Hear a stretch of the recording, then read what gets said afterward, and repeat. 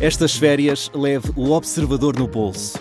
Na praia, no campo ou entre viagens, acompanhe toda a atualidade sem limites. Assine com 40€ de desconto e habilite-se a ganhar uma estadia de 2 noites num dos hotéis boutique da Small Portuguese Hotels. Este verão, desligue da rotina, não da informação. Assine em observador.pt.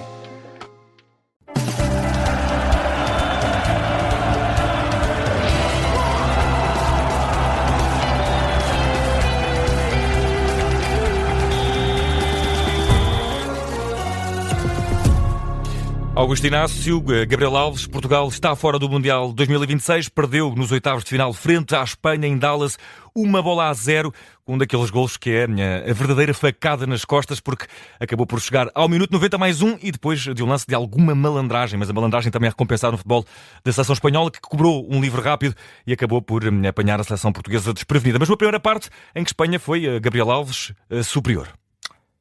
Sim, de tal modo que Diogo Costa foi quem segurou o resultado. Uma vez mais, o nosso melhor elemento nesta jornada mundial 2026 sai em grande destaque. Diogo Costa como guarda-redes, como um keeper de grande vulto, de grande qualidade e obviamente que vai ser um jogador muito procurado naquilo que é o grande mercado do futebol. Depois há Nuno Mendes, que é o outro jogador que sai infelizmente lesionado, mas que sai em termos de gabarito competitivo, em termos de qualidade de jogo também,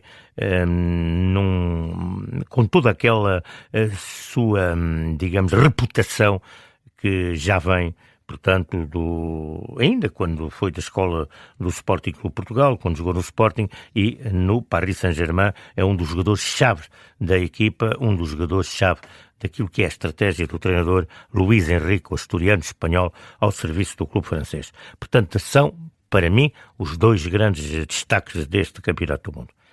Quanto a este jogo, eu vou aqui ter uma nota. Eu não posso considerar esta final, tendo aqui em conta o duelo, que é um duelo de talentos.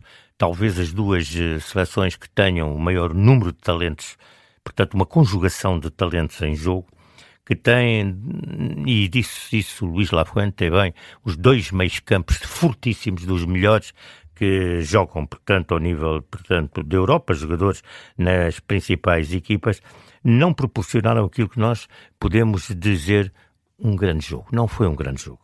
Eu acho mesmo que houve grandes momentos da partida em que estivemos perante um desafio de índole fraca. Um jogo fraco para aquilo que é a dimensão dos futebolistas que estavam em competição. Essa é preciso pôr, portanto, a nota. Portanto, aquém do que era aguardado neste duelo ibérico que tinha os olhos do mundo postos nele.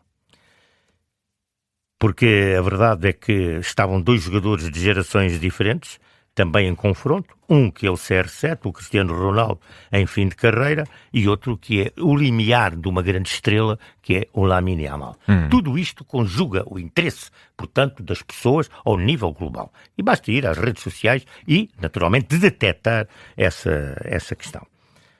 Mas, como disse, para mim, foi um jogo que, naquilo que é a sua dimensão, foi um jogo fraco. Tenho que focar aqui e deixar uma palavra para Merino, jogador do Arsenal, um jogador que tem vindo, portanto, a ter um crescimento enorme e eu acompanho desde que ele chegou à Real Sociedade e desde que partiu dali. Aliás, a Real Sociedade tem sido um clube em Espanha que tem tido uma grande formação de futebolistas, não é só o Barcelona e La Masia. O Barcelona fala-se muito ali no País Basco, não? Estou-me a lembrar de Zubimendi também, que é hoje um dos principais centrocampistas e também da seleção internacional ao nível do Arsenal, também na Premier League. E para ficarmos aqui não termos que ir a mais, porque está lá também o Oyarzabal, que é só o melhor marcador da Espanha neste Campeonato do Mundo.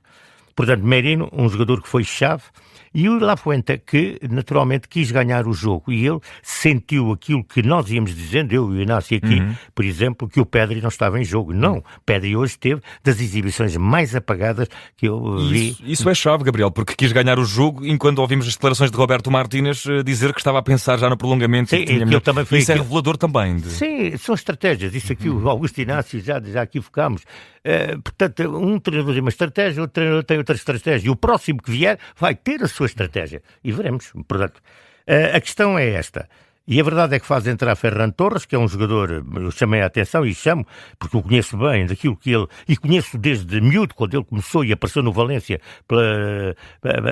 pelas mãos do treinador que o lançou, Garcia Toral, e que depois evoluiu na situação de avançado cedo, jogador avançado móvel, que não é, ele é um avançado móvel, mas que ocupa naquilo que é a largura do terreno e o comprimento do terreno várias posições, é um avançado móvel. E hoje mostrou isso, chegou para ser colocado na ala da esquerda. Onde é que ele apareceu? Onde é que ele fez a assistência? Ele já tinha feito mais, pitado duas mais, na posição de interior direito, sendo um jogador colocado à esquerda.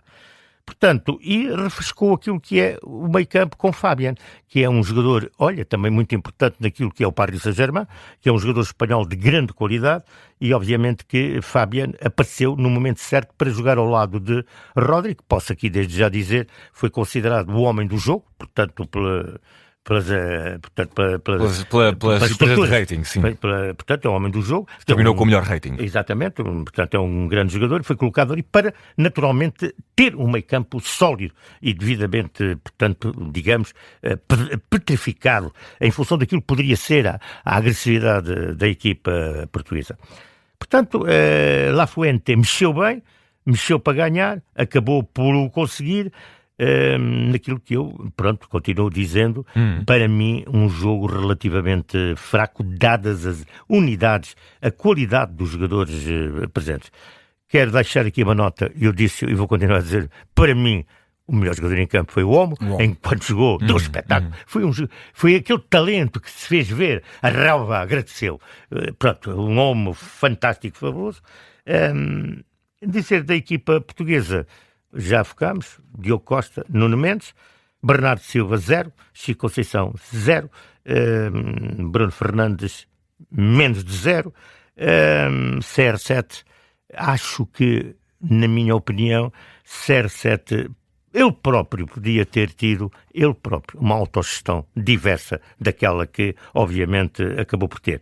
Mas eu lembro-me, e vou já dizer, ainda havia há dias o Kevin De Bruyne, que também é um jogador em fim de carreira, ser substituído na Bélgica e sair de cara aborrecida. Portanto, nota-se. Nós temos vários jogadores que jogam, que estão no último tempo e que fazem questão de estar. O Modric na Croácia, o James Rodrigues na Colômbia. O De Bruyne, portanto, na Bélgica. Mas De Bruyne não é capitão da seleção belga, tem sido Tielemans. Não é por, certamente, razões muito específicas, porque De Bruyne é uma figura muito especial naquilo que é o âmbito... Muito introvertido. Isso é a tua opinião. É um indivíduo que marca posições muito... Que o diga um tal de senhor José Mourinho, e ele era um jovem no Chelsea. Pronto, se quiserem vão à história e vão ler a história da relação dele no Chelsea, do Sr. De Bruyne, que depois despontou como sendo o grande jogador que foi nas mãos de um tal Pep Guardiola, o treinador do Manchester City, que na primeira fase dos primeiros grandes campeonatos do Manchester City é De Bruyne, que é, digamos, a estaca de ouro de Pep Guardiola. Mas pronto, estamos a dizer que há jogadores em fim de carreira que também sentem esta situação. Agora, eu penso que CR7, que é uma dimensão enorme do futebol português, poderia, obviamente, ter tido outro tipo de gestão, eu diria, mais política, digamos assim, para que pudesse nunca deixar de ter críticas, porque quem está nisso do futebol é alvo dessas críticas, mas pelo menos não ter aquela onda de críticas que parecem as ondas da Nazaré quando cá vêm, portanto, os estrangeiros para as tentar vencer. Porque CR7 é uma figura importante naquilo que é o âmbito do futebol português, por aquilo que ele... Talvez por isso mesmo, Gabriel, dada a sua importância, este tipo de atitudes, ou por exemplo, eu recordo desta conferência de imprensa que ele dá antes do jogo em que só fala de si, isso pode não ser particularmente motivante para uma equipa inteira que devia ser liderada por ele. São questões colocadas, os jornalistas querem telenovelas para as suas edições digitais e jornais. Eu acho que pode ser legítima a crítica de Cristiano Ronaldo. Eu não estou a pôr que não seja legítima. Eu não estou a pôr que não seja legítima, falei nela. Sim. Então quem está nisto tem que estar apto a ter essas críticas. É completamente legítimo. Por isso é que eu digo que ele poderia ter gerido uma conferência de imprensa de 40 minutos a responder a críticas? Se as perguntas lhe são feitas, se ele não responder e se levantar, lá dizem que ele não respondeu. E que não foi correto, porque não respondeu. Provavelmente poderia haver outra pessoa na circunstância das mesmas questões que o fizesse. E depois estaria para ler o que é que se diria a seguir. Agora, ele podia ter tido, era outra autogestão. Agora, não vamos criticar tudo e tudo, porque a seleção, o culpado é o selecionador, o culpado é o Cristiano, e o resto. Há todo um resto que é preciso analisar, é preciso escrutinar, porque eu estive aqui a ver a lista dos selecionadores que saíram ao longo, portanto, a me lembrar que saiu o Artur Jorge, já falecido, Carlos Queiroz também saiu, da maneira como saiu, Fernando Santos saiu, da maneira como saiu, Humberto Coelho saiu, enfim, noutra dimensão, é verdade, mas o Paulo Bento, a forma como saiu, portanto, é só ir fazer um bocadinho de história. Pronto, quero só dar aqui uma nota ao senhor Roberto Martínez, um político, e saiu exatamente como um político. Esta que é a verdade, portanto, nada a apontar-lhe. Pode-se apontar o não gosto da forma como ele montou as estratégias da seleção, como, portanto, organizou, portanto, os jogos, como geriu a matéria-prima que tinha em suas mãos, como estruturou, portanto, a equipa. Tudo isso lhe se pode apontar como crítica. Agora que ele sai com educação, elevação, nada a dizer, antes pelo contrário. Às vezes até gostávamos que ele tivesse sido um bocadinho mais português nesse sentido, não um bocadinho mais, uma pessoa que sente um bocadinho mais, Augusto Inácio. Sabes que a passagem que ele tem nos corredores da Federação e nos estágios com os jogadores, a gente não vê. A gente só vê é aquilo que é o jogo e as conferências de imprensa, e é que a gente vê. Tudo o que e como o Gabriel disse, estamos a falar de um homem com capacidades quase políticas. Não, ele sabe estar em grupo, ele sabe falar para o exterior, ele sabe proteger aquilo que acha que é um bom ambiente que pode ter e que teve na Federação. Eu acho que ele pensa que é assim que consegue ter o grupo na mão e as pessoas na mão, para que as pessoas também não lhe possam apontar nada em relação ao seu comportamento, a uma frase, uma palavra que se isso fora do contexto, que as pessoas pudessem agarrar nisso. Ele aí não dá hipótese que as pessoas possam criticá-lo. Podem criticá-lo de uma outra coisa, mas nunca da forma como ele comunica. E nesse aspecto é mestre. E foi esse tipo de mestria que também lhe foi aqui apontado pelo Gabriel Alves. Mas falando outra vez do jogo, Portugal até deu alguma esperança no final de primeira parte, início de segunda parte. Houve uma bola à barra lançada por Nuno Mendes, desviada por Pedro Porro. Depois Portugal pareceu entrar um bocadinho mais intenso na segunda parte, mas sempre com falta de objetividade. Olha, eu estou completamente de acordo com aquilo que foi a conferência de imprensa, ou no flash interview, do De La Fuente, treinador da seleção espanhola. Ele disse exatamente aquilo que eu penso e que nós viemos aqui a referir durante o jogo. Acho que foi uma primeira parte em que a Espanha teve melhor que Portugal. Houve momentos em que Portugal esteve ligeiramente por cima do jogo e outros momentos mais tempo por cima do jogo da Espanha, mas aqui tenho que concordar com o Gabriel Alves, quando o Gabriel Alves diz que foi um jogo em que se esperava muito mais espetacularidade, muito mais qualidade, muito mais envolvência dos grandes jogadores que estavam ali no relvado e que alguns até parecia que era a primeira vez que estavam ali. Desapareceram completamente do jogo, tanto do lado português como do lado espanhol, mas eu também esperava realmente um jogo com uma outra qualidade técnica e com um outro envolvimento de jogo em que colocasse em perigo as duas balizas. Ora que me lembro, a baliza espanhola só foi colocada em perigo uma vez, do remate do Nuno Mendes, que a bola bateu na cabeça do Porro e foi à trave. Um outro lance em que o Pedro Neto faz a bola girar para o segundo poste, aparece o João Félix e o Cristiano Ronaldo em esforço. E mesmo no final, o último lance, aquele lance de Bernardo Silva, o cabeceamento que foi... Estou a falar da primeira parte. Da primeira parte. Estava a falar da primeira parte. E Portugal ficou-se por aí. E repara que falámos aqui e elogiámos o Diogo Costa. O que isto quer dizer que o Diogo Costa não é elogiado por estar a ver o jogo. É elogiado pela sua ação. E a sua ação foi realmente muito meritória, para não falar daquele golo cantado do Oyarzabal, que sozinho à frente do Diogo Costa mandou a bola ao lado. Acho que a Espanha teve por cima do jogo nesse sentido. Eu acho que é justa a vitória de Espanha, na tua opinião, Augusto Inácio? No conjunto dos 90 minutos, sim. Eu acho que a Espanha mereceu ganhar, mereceu passar aos quartos de final, Eu não gostaria que fosse assim, claro, gostaria que fosse Portugal a ganhar, mas eu, dentro daquilo que eu vejo, e é a minha opinião, só me vincula a mim esta opinião, eu acho que a Espanha, das duas partes, acabou por ser a melhor. É que teve mais oportunidades e a quis ganhar mais o jogo. E que voltou mais uma vez e vai já chegar aos quartos de final do Mundial sem sofrer golos. Sim, mas não é por acaso. Sim, não é por acaso, mas este futebol que a Espanha apresentou hoje contra Portugal não vai chegar, se calhar, às meias... Dá para ir às meias finais. Acho que vai dar para ir. Mas na meia-final, contra a França. Este futebol não vai dar. Não vai dar contra a França, em princípio. Porque a Espanha não apresentou aquele futebol da grande qualidade, de uma coisa que é favorito, como disse o Martínez, e é. Em teoria, a Espanha é favorita a ganhar, um dos favoritos a ganhar este Mundial. Mas o futebol apresentado, a Espanha apresentou-se muito melhor com a Áustria do que contra nós, e mesmo durante a fase de grupos, a Espanha não foi aquela equipa que realmente assustasse, seja quem fosse. Mas diria que a Espanha, mesmo assim, acabou por ser melhor do que Portugal e por isso mereceu ganhar. E vou também questionar-te relativamente à questão da liderança. Faltou liderança à seleção nacional neste Mundial? Ou por um lado, Cristiano Ronaldo foi o capitão que precisávamos? Não, já sabia que o Cristiano Ronaldo era o capitão e já sabia que ele era a figura. Agora, o que eu acho é que Portugal nunca se encontrou neste Mundial. Portugal nunca fez um jogo, a não ser... Eu acho que o jogo tem 90 minutos mais os descontos. Estamos a falar em partes. A melhor primeira parte que Portugal teve foi com a Croácia. Foi o melhor jogo que eu achei que Portugal teve.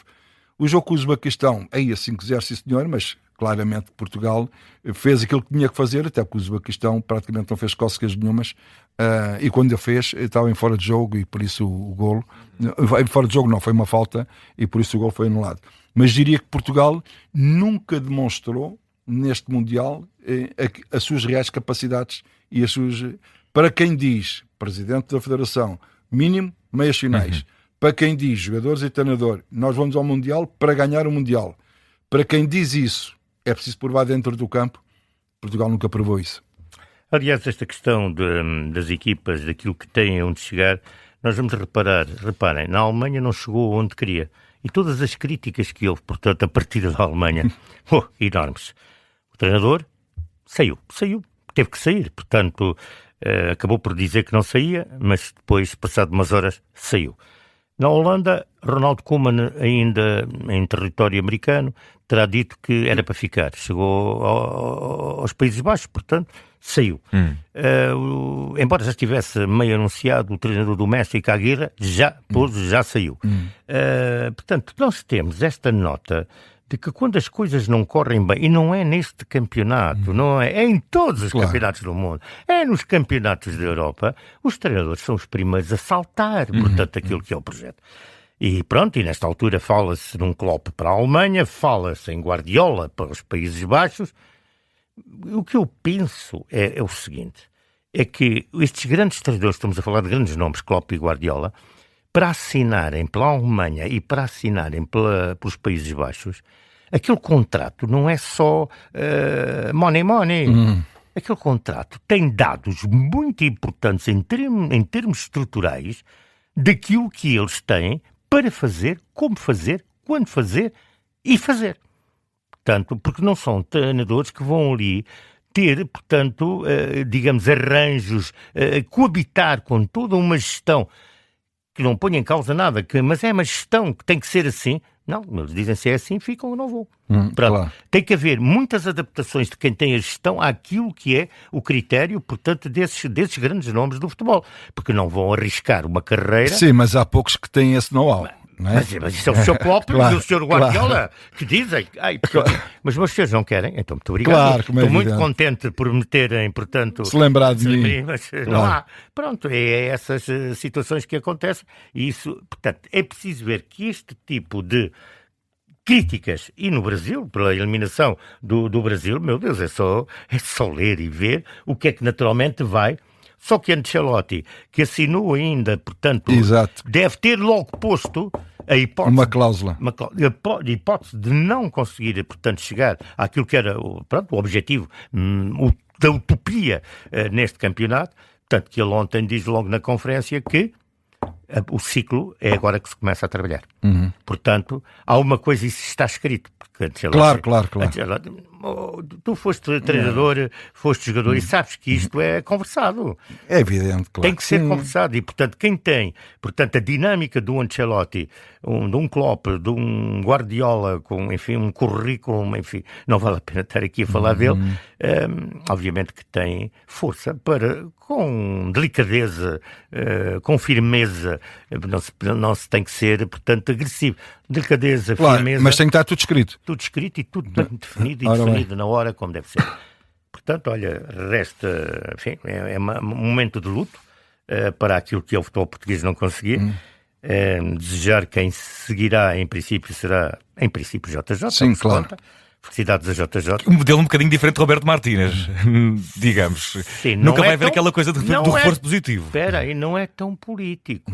Não, nem vai ser de um jogo que empatou com o Congo e dizer jogámos bem na primeira parte. Não é tão político. Portanto, vamos ver como é que também vamos encaixar naquilo. Porque uma coisa é o Jorge Jesus ser treinador do Benfica, o treinador do Sporting, treinador do Flamengo, enfim, o treinador na Turquia. Outra coisa é ser treinador da Seleção Nacional. Há uma conjugação de sentimentos, de paixão, há uma multifuncionalidade humana que é preciso ter muita atenção e vamos ver também como Jorge Jesus reage, portanto, a esse tipo de situações. É uma situação nova para ele. Gabriel e Augusto Inácio, vamos para fechar este relatório de jogo, o último relatório de jogo em formato duplo, versão mundial. Vamos ao melhor e ao pior, Gabriel, desta eliminação de Portugal, sendo que fizemos também aqui a menção honrosa a Nuno Mendes, que fez um belíssimo jogo até ser lesionado. Sim, para mim o melhor foi o Diogo Costa, está tudo dito, e acho que explica, sendo o Diogo Costa o top da equipa portuguesa, explica todo o resto. E o pior, Gabriel? Para além do resultado e da desilusão? Bruno Fernandes. Augusto Inácio. Olha, o melhor, claramente, que temos que fazer uma análise, não é ao jogo, temos que fazer uma análise à prestação da equipa portuguesa. Eu creio que o melhor deles todos foi realmente o Diogo Costa. O Nuno Mendes, foram aqueles dois que tiveram ao nível daquilo que se esperava deles. Todos os outros, acho que tiveram um nível baixo, embora aqui o Ruben Dias tenha aqui uma desculpa que veio de lesão, mesmo assim teve um bom comportamento. Também o Renato Veiga não se pode dizer que tivesse feito um mau Mundial, que também fez um bom Mundial.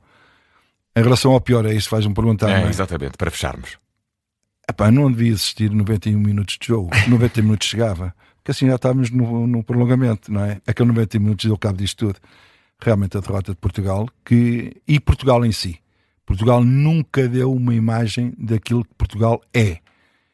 E não é neste jogo. Em todos os outros jogos, à exceção da primeira parte, como eu já disse, o jogo com a Croácia, eu esperava muito mais de Portugal no Mundial. Augusto Inácio, Gabriel Alves, fica por aqui o relatório do jogo versão mundial, também a duas vozes. Foi um gosto, um abraço e até breve. Vamos ver-nos agora com certeza em sede de competição interna, campeonatos nacionais. Um abraço. Internacional, e Champions, é verdade. Compromissos europeus também. Nacional que já vai começar, portanto, a nova onda. Portanto, está aí o Campeonato da Europa. E vamos ficar na expectativa para ter essa confirmação de se vai ou não ser Jorge Jesus, o novo técnico da Seleção Nacional. Meus senhores, um grande abraço. Um abraço.